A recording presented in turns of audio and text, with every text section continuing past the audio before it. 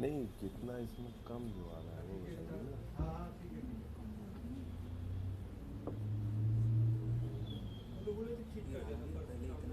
नहीं नहीं, वहाँ से कितना कम मिल रहा है? अच्छा,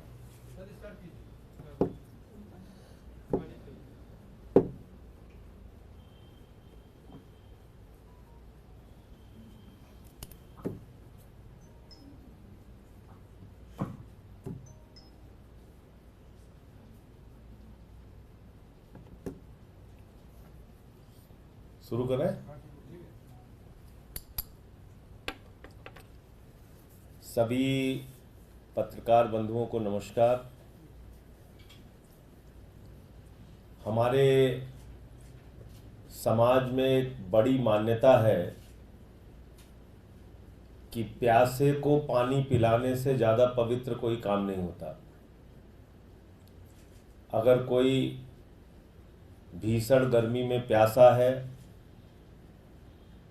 उसको पानी उपलब्ध नहीं है, उसको पानी पिलाने से ज़्यादा पुण्य का काम कोई नहीं होता। और किसी का पानी रोकना, इससे बड़ा पाप कोई नहीं होता। दिल्ली के अंदर पिछले कई दिनों से भारतीय जनता पार्टी के द्वारा प्रायोजित पानी का संकट चल रहा है। और जब मैं कह रहा हूं कि भारतीय जनता पार्टी के द्वारा प्रायोजित पानी का संकट, तो मैं ये बताना चाहता हूं कि बीजेपी वाले चाहते हैं दिल्ली के लोग पानी ना पाएं, दिल्ली के लोगों को पानी उपलब्ध ना हो, और इसके लिए जितने जतन, जितनी साजिश, जितने तरीके से दिल्ली को पानी संकट में डाल सकते हैं, पूरी की पूरी कोशिश बीजेपी के लोग कर रहे हैं। आप सब लोग जानते हैं, दिल्ली के अंदर हरियाणा से पानी आता है, एक निश्चित मात्रा में उनको पानी देना होता है, और अगर वो पानी उस मात्रा में दिल्ली को नहीं देंगे तो जाहिर तौर पे पानी की उपलब्धता दिल्ली में कम हो जाएगी। और एक रिपोर्ट भी हम लोगों ने पहले बताई थी कि पानी कितना कम दिल्ली में दिया जा रहा है। मैं एक एक करके उसको पढ़ देता हूं। 6 जून को 1002, 7 जून को 993, 8 जून को 990 MGD, 9 जून को 978 MGD, 10 जून को 958 MGD, 11 जून को 919, 12 जून को 951 और 13 जून को 939 MGD पानी दिल्ली को दिया गया, जो कि हमारी मांग के हिसाब से और जो मात्रा हरियाणा को देना चाहिए उससे काफ़ी कम है। MGD उत्पादन, जो प्रोडक्शन हुआ है उसकी एक एक दिन की लिस्ट है। तो पानी का उत्पादन कम क्यों हो रहा है? क्योंकि पानी पीछे से हमको मिल नहीं रहा। उसकी वजह से पानी का संकट है। हरियाणा सरकार से बार बार अनुरोध करते हैं, जो हमारा पानी हक है, जो हमारा जितना पानी दिल्ली का हक है, जितना पानी मिलना चाहिए, वो पानी नहीं देते। हम हरियाणा के लोगों का पानी तो मांग नहीं रहे, हम तो दिल्ली के हिस्से का पानी मांग रहे हैं।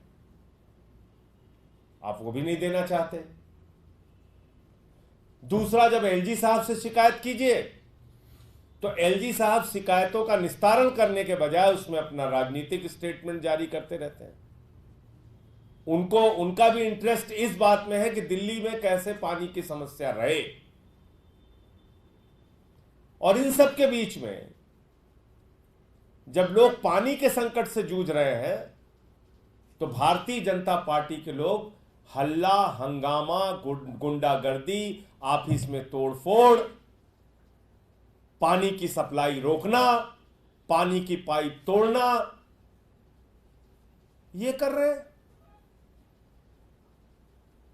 मतलब आपको ऐसे संकट के समय में दिल्ली की पानी का समस्या का समाधान कराने के लिए बीजेपी के 7 सांसद जिताए दिल्ली के लोगों ने।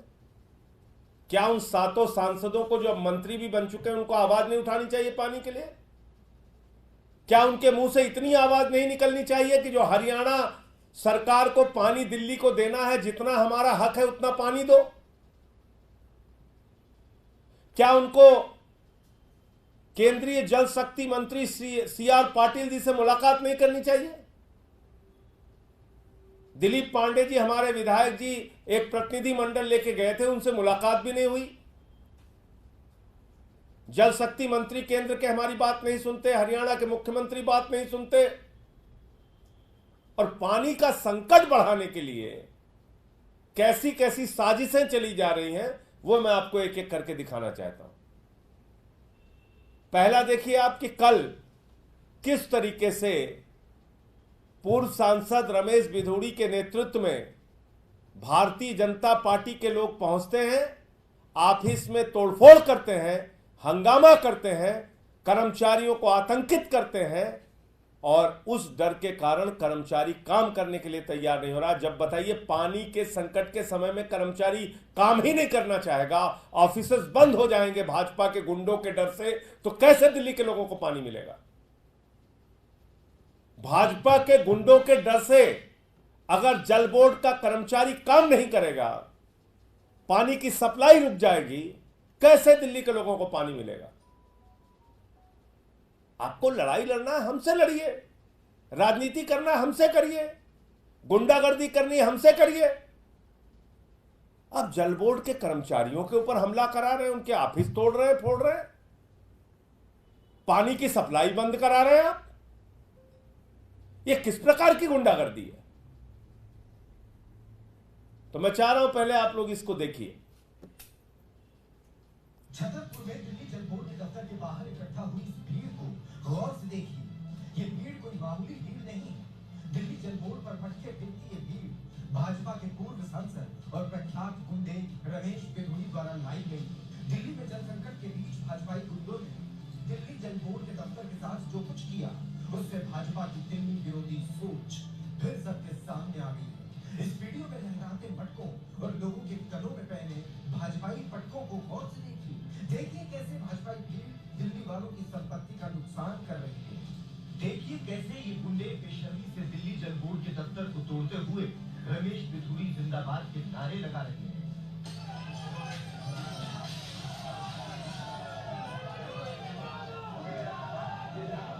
और सबसे गौर करने वाली बात ये कि इस भीड़ को उकसाने वाला कोई और नहीं बल्कि बीजेपी का पूर्व सांसद रमेश बिधूड़ी। गौर से देखिए, बिधूड़ी खुद भीड़ में खड़े होकर बेशर्मी से अपने गुंडों को उकसा रहा है। Ramesh Bidhuri full proof plan बनाकर अपने गुंडों के साथ जल बोर्ड के दफ्तर में घुसे। इनका मकसद साफ था, दिल्ली में जल संकट के बीच दिल्ली में पानी की कमी को और बढ़ाना। ये गुंडे नहीं चाहते थे कि दिल्ली में जल संकट का समाधान निकले, दिल्ली जल बोर्ड दिल्ली के लोगों के लिए काम करे। इसीलिए इन्होंने दिल्ली जल बोर्ड के दफ्तर पर हमले का ये घिनौना प्लान बनाया। इस पूरे घटनाक्रम पर भाजपा की दिल्ली पुलिस और एलजी दोनों ने आंखों पर पट्टी और कान में उंगली डाल दी है। इस भीषण गर्मी और जल संकट में घटिया राजनीति कर और गुंडों द्वारा दिल्ली जल बोर्ड के दफ्तर में हिंसा करके आज भाजपा ने साबित कर दिया कि वो दिल्ली वालों से कितनी नफरत करती है और अपनी राजनीतिक रोटी सेकने के लिए किसी भी हद तक गिर सकती है। अब आपने देखा कि ये किस तरह से तोड़फोड़ किया इन लोगों ने। अब ऐसे माहौल में कौन सा कर्मचारी जल बोर्ड का काम करेगा बताइए आप? कैसे लोगों को पानी सप्लाई मिल पाएगी? और इतना ही नहीं, आगे एक वीडियो में आपको और दिखा रहा हूं कि क्या क्या काम करते हैं लोग दिल्ली के अंदर पानी का संकट पैदा करने के लिए। मतलब लोग पानी के संकट में आए तो बीजेपी वाले जश्न मनाए, गले में पटका हाथ में मटका, ये भाजपाइयों का ड्रामा है। देखिए,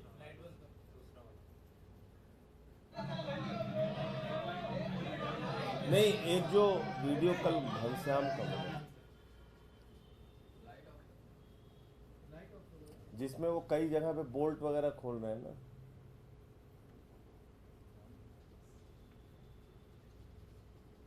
चलिए वो भी मैं भी दे दूंगा आप लोगों को।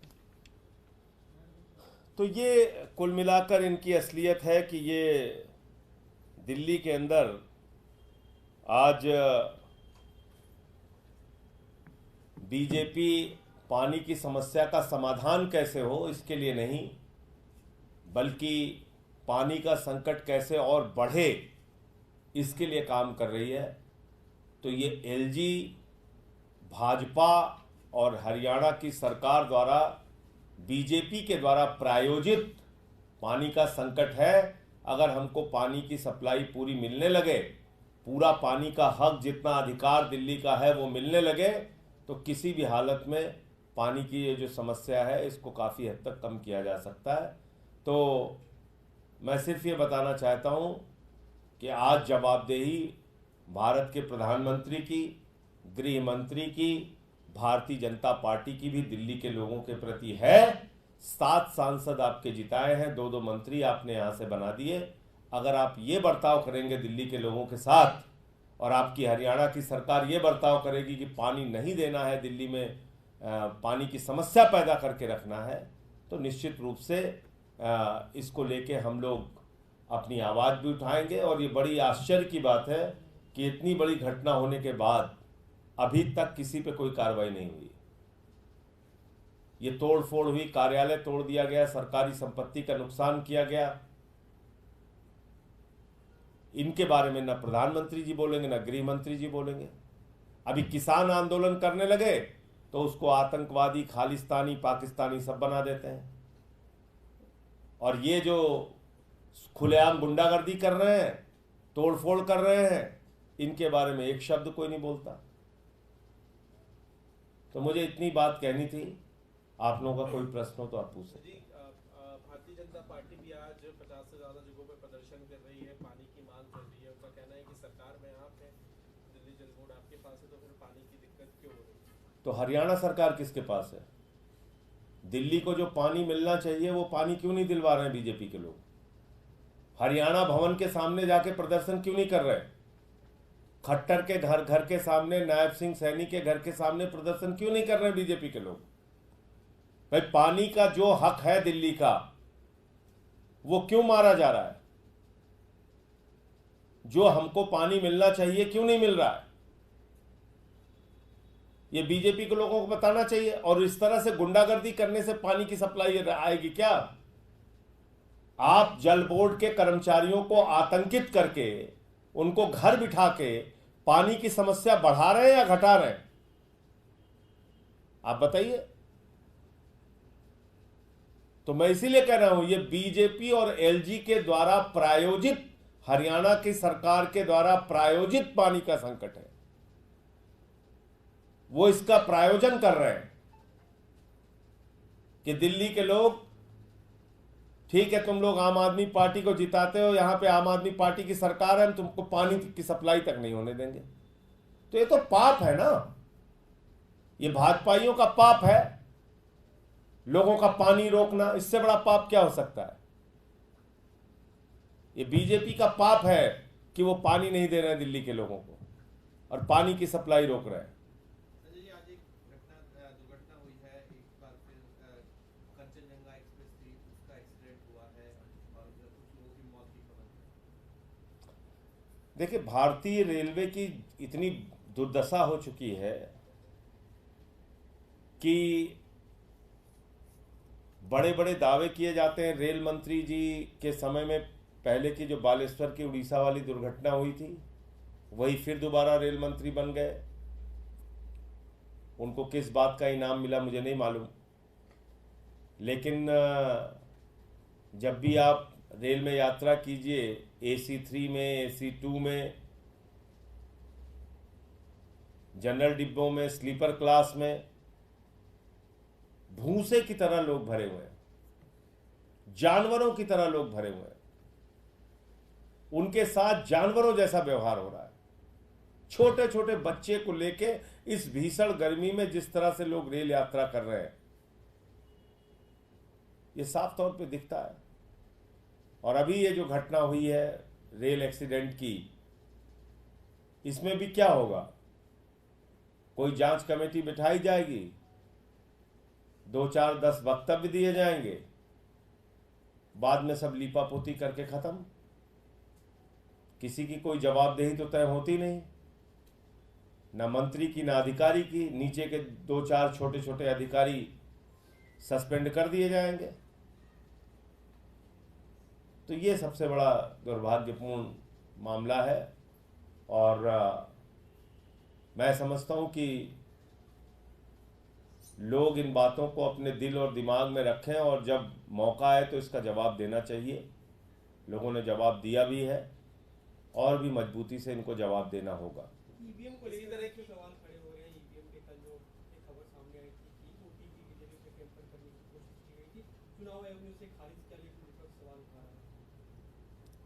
देखिए, एलन मस्क जिसका गुणगान करते हैं ये लोग, बीजेपी के लोग और हमारे प्रधानमंत्री जी, अमेरिका जैसा देश वो कह रहा है कि भाई ईवीएम बंद होना चाहिए, क्योंकि अमेरिका में भी धांधली की खबरें ईवीएम को लेके आती रहती हैं समय समय पे। हम लोगों ने भी मांग उठाई कई बार, तो मीडिया भी हमारा मजाक उड़ा लेता है, चुनाव आयोग भी मजाक उड़ा लेता है, बीजेपी वाले तो बने ही हैं मजाक उड़ाने के लिए। तो मजाक उड़ाते हैं, इससे डेमोक्रेसी कितनी मजबूत होगी ये बताइए आप। अगर ईवीएम में एक नहीं अनेक बार ऐसी घटनाएं हुई कि बटन किसी दूसरी पार्टी का दबाया जा रहा है और वोट कमल को जा रहा है, क्या यह चिंता का विषय नहीं होना चाहिए? आप बताइए, ओटीपी का कैसे, उसके पास कैसे, जो कैंडिडेट है उसका साला था शायद, उसके मोबाइल पे कैसे जा रहा है? तो 48 वोट से उसको जीता हुआ आपने घोषित कर दिया। शिवसेना उद्धव ठाकरे के कैंडिडेट जो पहले जीत रहे थे उनको हरा दिया। एक बार 2200 वोट से जीते, फिर रिकाउंटिंग हुई 1 वोट से जीते, फिर रिकाउंटिंग हुई 48 वोट से, शिंदे गुट के कैंडिडेट को जिता दिया। तो ऐसी कम से कम 80 सीटें हैं देश भर में जो संदेह के घेरे में है। माननीय सर्वोच्च न्यायालय में इसको लेकर याचिका भी दाखिल हुई है, और अगर इसका सही ढंग से, ठीक ढंग से अगर काउंटिंग हो जाएगी तो ये सरकार गिर जाएगी। ठीक ढंग से अगर काउंटिंग होकर निर्णय आ जाएगा तो मौजूदा बीजेपी की जो सरकार है, सरकार गिर जाएगी। कहीं लाइट बंद करा दिया फर्रुखाबाद में, वहां 2-2,500 वोट से जीत गए। कहीं कोई हल्ला करा दिया, वहां जीत गए। कहीं कुछ हल्ला करा दिया, वहां जीत गए।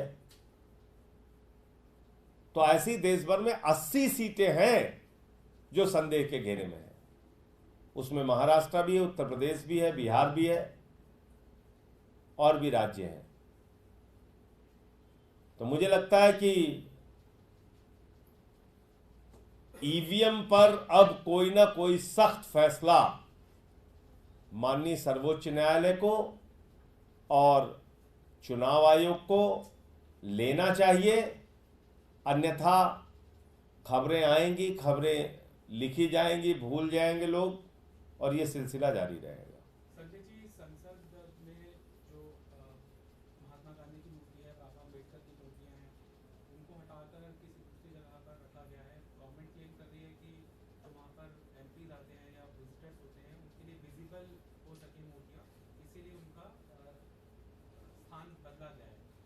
कांग्रेस कह रही है कि सभी को कैसी बेवकूफ़ी की बातें हैं ये बताइए आप। जिस जगह पे गांधी जी की मूर्ति थी वहां से तो दोनों सदन दिख रहा था साफ साफ। जहां पे अंबेडकर जी की मूर्ति थी वहां से साफ साफ पूरा सदन दिख रहा था, दोनों सदन दिख रहा था, दोनों पार्लियामेंट की बिल्डिंग दिख रही थी। तो यही तो बार बार हम कहते हैं, ना इनको राष्ट्रपिता महात्मा गांधी से मतलब है, उनको तो बार बार अपमानित करती ही रहती है आरएसएस और बीजेपी, और ना ही इनको बाबा साहब डॉक्टर भीमराव अंबेडकर जी से मतलब है। बाबा साहब का तो संविधान ही ये खत्म करना चाहते हैं। तो उनकी फोटो हो, उनकी तस्वीर हो, उनकी मूर्ति हो, जितना हटा सकेंगे, जितना तोड़ सकेंगे, जितना फोड़ सकेंगे, वो काम करेंगे ये लोग। आपने देखा होगा नाटक प्रधानमंत्री जी का। पहले दिन उन्होंने संविधान को माथे पे लगाया तो मुझे याद आया कि जब पहली बार संसद में आए थे तो संसद को चूमा था और संसद छोड़ दी, नई संसद बना दी। आडवाणी जी का पैर बड़े सादर के साथ प्रणाम किया था, आडवाणी जी को छोड़ दिया। अब संविधान प्रणाम कर रहे हैं, हमको बहुत ज्यादा खतरा उसी दिन से लग रहा है कि अब संविधान भी छोड़ेंगे, खत्म करेंगे। बार बार हम लोग कहते ही हैं इस बात को। तो ये भारतीय जनता पार्टी की मानसिकता को कहीं ना कहीं दर्शाता है।